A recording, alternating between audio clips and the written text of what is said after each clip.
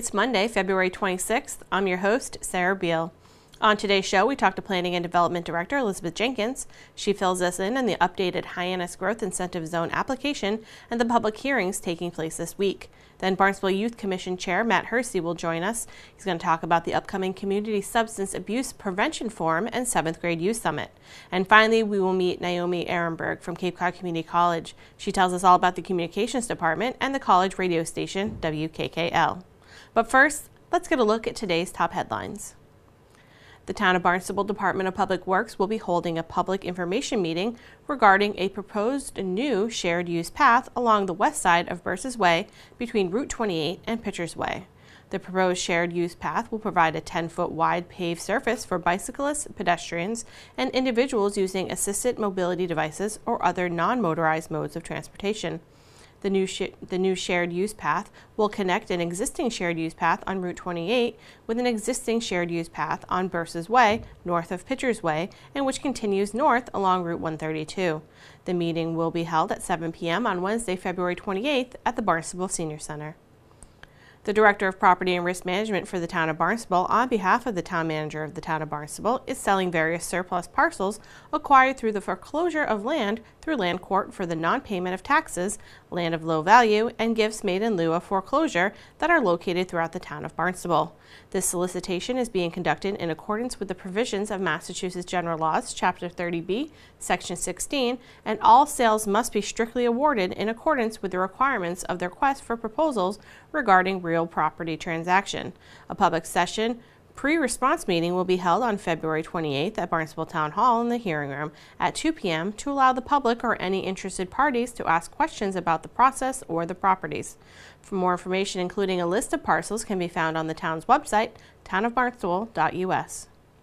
The Barnstable Planning and Development Department invites the community to comment on the town's open space and recreation plan at a public meeting on Thursday, March 8th at 6 p.m. in the Town Hall Selectmen's Conference Room. The 2018 Barnstable Open Space and Recreation Plan comprehensively examines Barnstable's open spaces and recreational facilities and outlines goals for land preservation, fostering agricultural activity, and enhancing active and passive recreation opportunities. Any Barnstable residents with comments about the plan are encouraged to attend.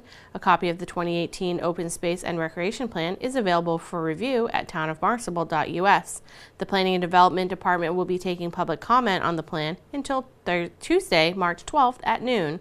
Residents and community organizations are encouraged to review the plan and attend the public hearing with comments or questions.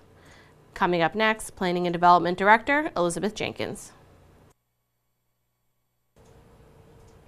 Elizabeth, thank you so much for joining us. We have some more GIZ talk that we need to do. Some things happened last week at Town Council, so why don't you just let us know where we are right now with the GIZ? Sure, Sarah. Thank you so much for having me on again to talk about the Downtown Hyannis Growth Incentive Zone.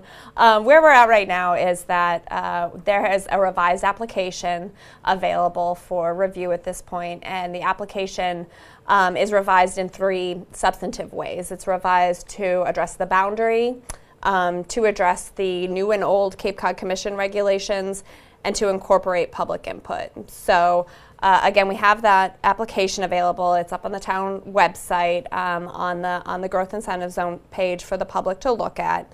And if I could just take a moment to walk folks through what exactly has changed, because I'm sure people will have questions. And again, it's three major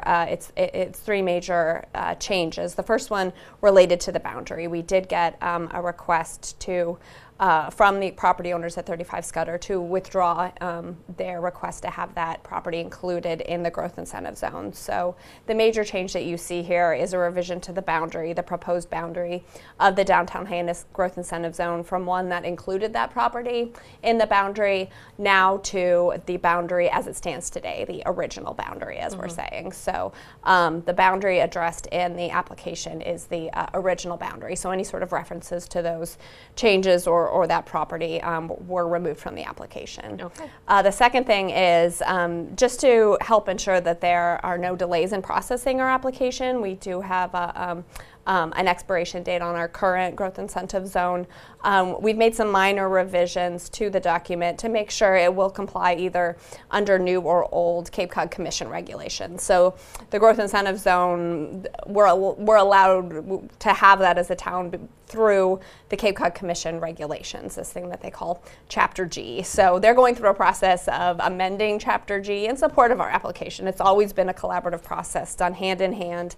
But should the commission want to take more time with those regulations, this way the town of Barnstable's applications will comply both with the existing growth incentive zone regs and the proposed growth incentive zone regs. So again, the changes to the application to accomplish that were very minor. We added a new introductory paragraph, and then we specified exactly what kind of projects get reviewed and don't get reviewed. And there were no changes to that from what exists today, but it was just helpful to make that explicit. So that's in there.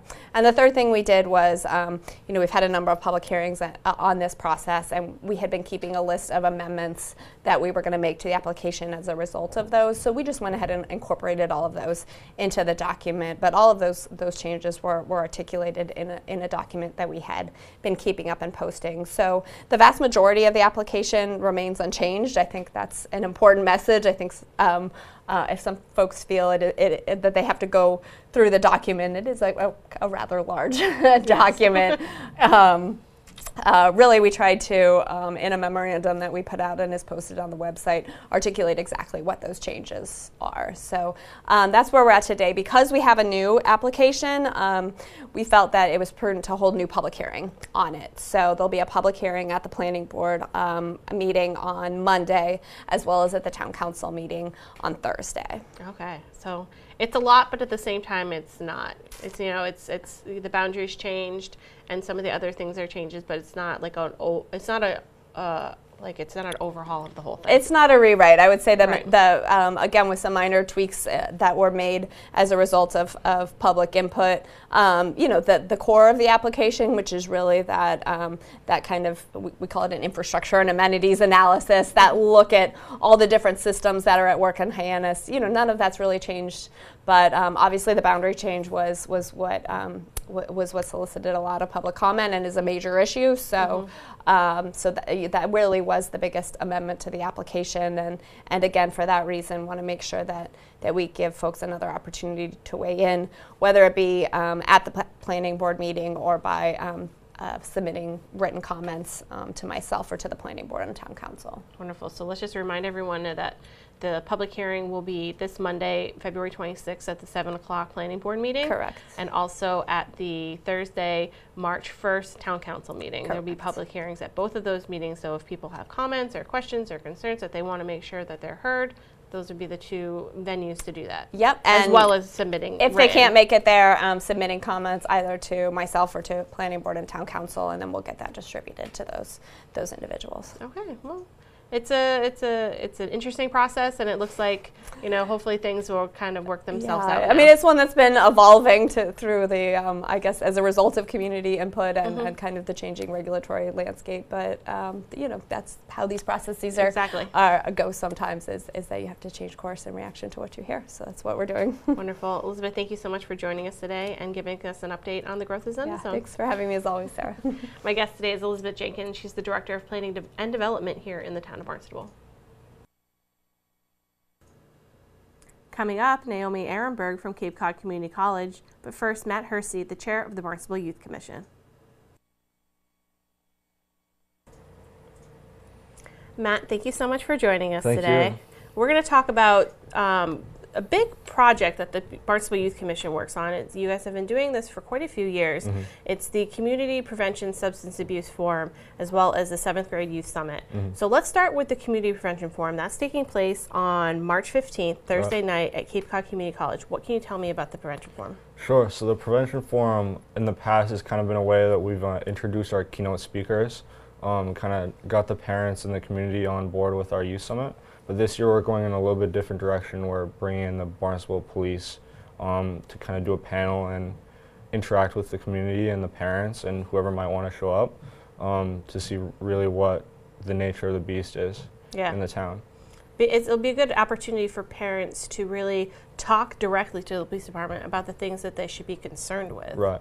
When you approach the police department, what did they think about being the presenters for Thursday night? Sure. So on our commission, we have Lieutenant Chalice is one of our advisors, and when we brought it up, she was beaming about it. She really jumped on it because she's always looking for ways to get us involved with the police, just to kind of show the community and I guess the kids as well that the police are a resource for them and not really an obstacle. And so when we approached her at one of our meetings about possibly bringing in the police, she was all for it. She was really excited about it. So that's excellent.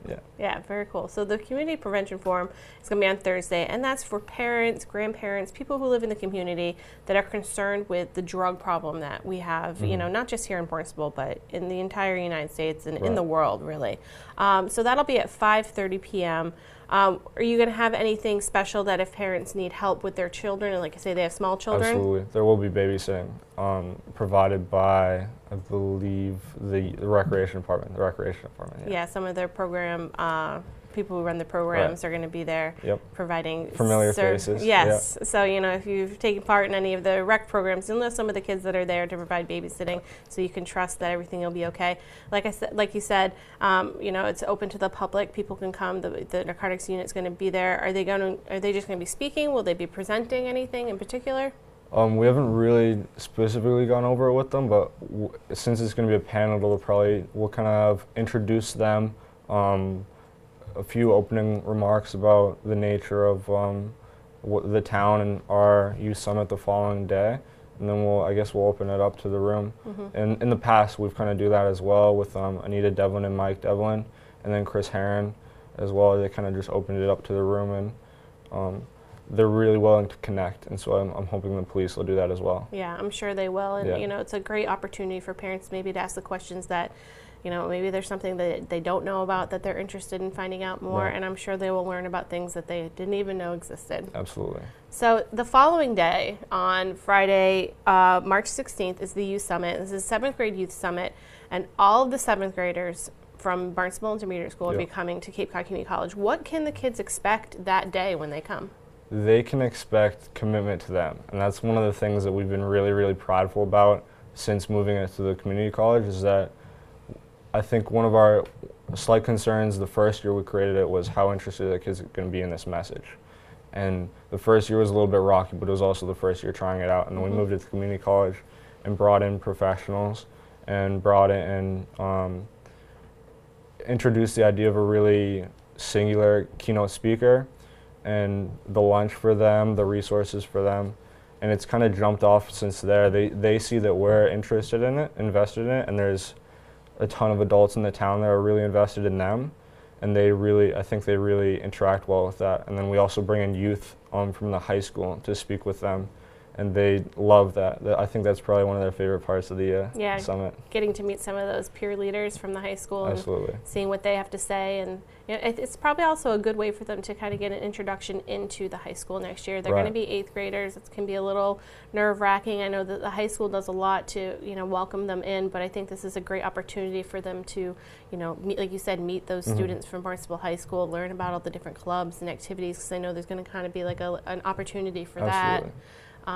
What do you hope that the 7th graders, really get out of the Youth Summit? Well, there's two objectives. So one of them, like you said, is introducing them to the high school, showing them familiar faces who are going to be really great mentors in their next 5 years, but also introducing them ways of healthy decision making.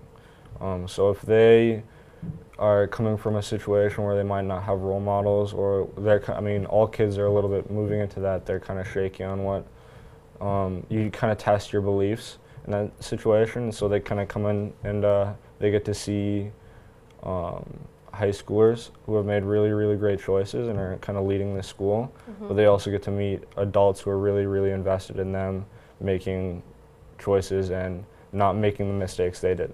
Wonderful, Matt. The Youth Summit and the Community Prevention Forum are just both two wonderful events. Just want to remind everybody that the Community Prevention Forum is Thursday, March 15th at 5:30 p.m. at Cape Cod Community College, and the Youth Summit is just for the 7th graders. That will be taking place the next day. Thank you so much for joining us today. I really appreciate it. I had a great time. Great. My guest today is Matt Hersey. He's the chair of the Barnstable Youth Commission.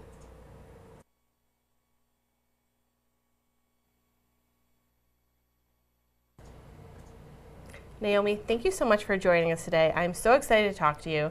We're going to talk about the communications department at Cape Cod Community College, which, as we talked about before we started, when I went to 4Cs, I took all the communications classes I could, and that is kind of what led me to where I am today. So I'm so excited to talk to you about that. Thank you. It is great to be here. Wonderful. And get out the word about what a terrific communications department the college has. Yes, is wonderful. So what kind of classes are we offering now at 4Cs? Well, there's a wide variety of communications classes, some of which are required for an associate's degree, basic human communication.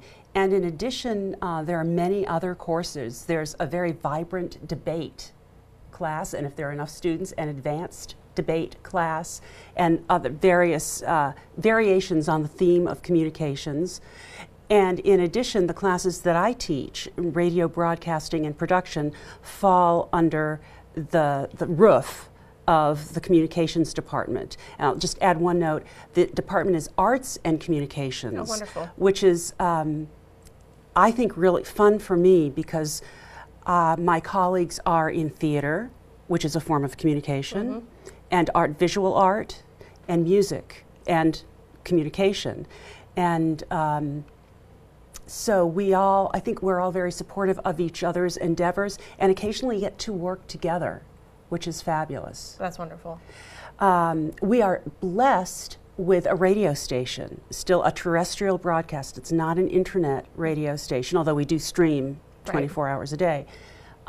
We are blessed to have this license. Licenses are very difficult to get now, and I think it's a very special kind of training ground for students who are interested either in radio. Some students do go on to careers in radio, and others have a great time doing shows while they're students, maybe going back into some kind of community radio. There's a course in radio broadcasting in which each student is required to have an hour-long show once a week.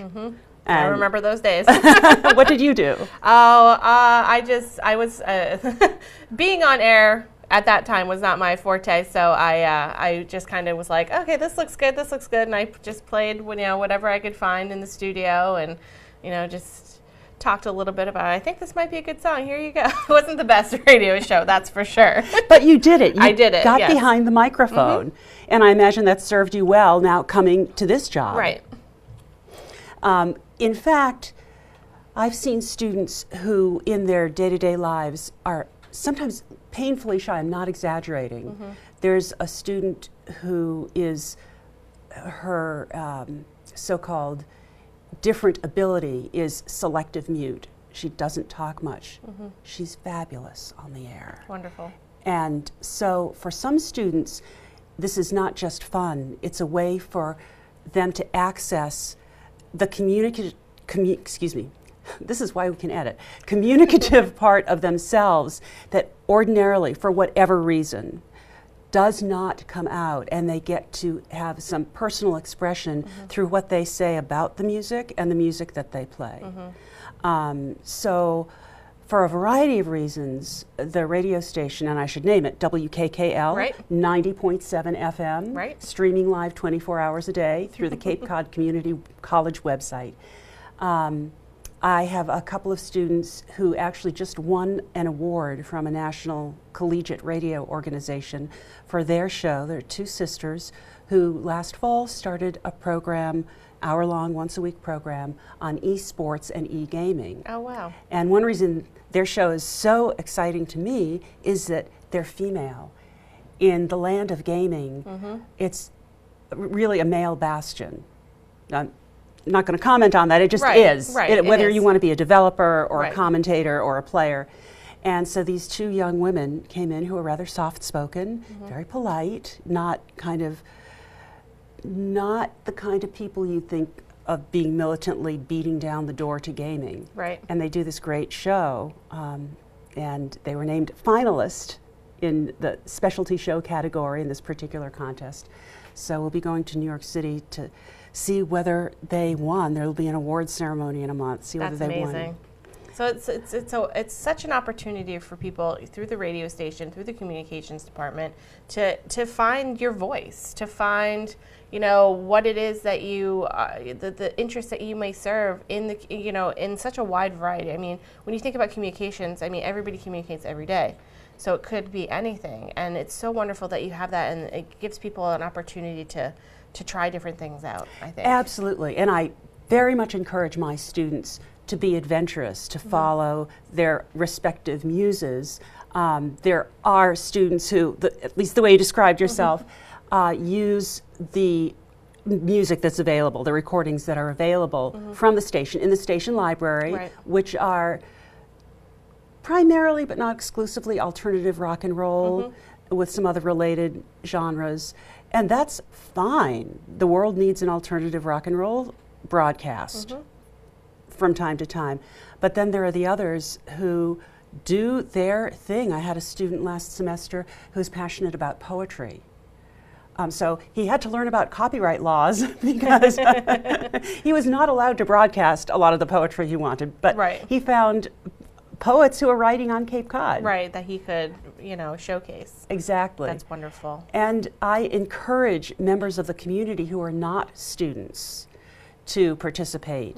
Well, not just our staff members, but I was going to say we have a long time, very well respected staff member who's about to start a jazz program. Oh, fun. Yeah. That's great. So the community is welcome to knock on my door, community members. We have someone else who does a show, not sure how frequently, monthly or biweekly on WOMR, and comes to WKKL twice a month to do his thing, highlighting local artists and acoustic music. So there's a mix that you won't find Right. anywhere else. It's definitely, you know, something that people, you know, when you're on the radio dial and you're trying to find a station, I mean, if you can tune in to 90.7 WKKL, you're going to get, you know, a great, you know, idea of, you know, what the students are working on, and you're going to find different things.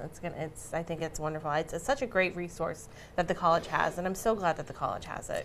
And by the way, I'll blow our horn again. We are the only community college in the Commonwealth of Massachusetts with a broadcast radio station. There's at least one other with an internet-based station. Right.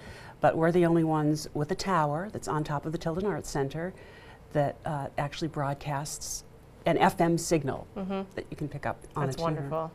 Now, is there anything else you want to let our viewers know before I let you go today? I hope you tune in, and I know that sounds self-serving. Of course, it is self-serving. But I've been working in radio for, I lose track, over 25 years. And I understand a lot about the difficulties of maintaining a variety of voices. So many stations, even in non-commercial stations like ours, are going to, you know, a single kind of format, news or music. And we're one of the last places where, first of all, the community is welcome. Community members are welcome to do shows, and why not? We're a public institution. Right. And we welcome a variety of voices and points of view and talk shows and news and music. Wonderful. That's great. Naomi, thank you so much for joining us today. I really appreciate it. My pleasure. Thanks. My guest today is Naomi Ehrenberg. She's the general manager of WKKL 90.7 at Cape Cod Community College. Now let's take a look at this week's community calendar. The town of Barnstable, in partnership with the Cape Cod Arts Center, is offering late afternoon sunset excursions to the house at the halfway point at Sandy Neck Beach. Applications are available online at artsbarnstable.com and at capecodartcenter.org. Artists in all disciplines are invited to apply. A beach ranger provides the 3.5-mile transport through the dunes out to the halfway point. In some of the excursions, a naturalist is on hand to share knowledge and expertise. Trips are scheduled for several dates in April, May, September, and October. The house at the halfway point is a rustic cottage set in the middle of the dunes, marsh, and water at Sandy Neck Beach. The program is sponsored by the Town of Barnstable's two cultural districts, Hyannis High Arts Cultural District and the Barnstable Village Cultural District, the Cape Cod Art Center, and Sandy Neck Beach Park. You can contact Kate Walls at Cape Cod Art Center at 508-362-2909 for application and fee information, or you can visit artsbarnstable.com. Now let's take a look at this week's board, committee, and commission schedule.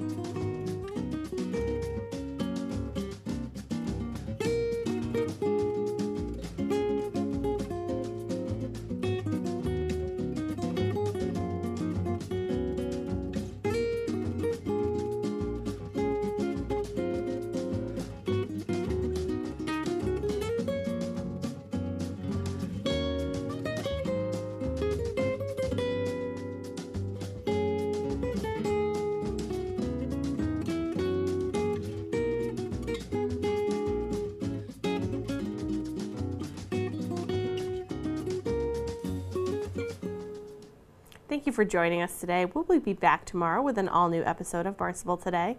On tomorrow's show, we'll talk to Consumer Affairs Supervisor Liz Hartsgrove, Town Engineer Paul Graves, and Register of Deeds Jack Mead. For Barnstable Today, I'm Sarah Beal.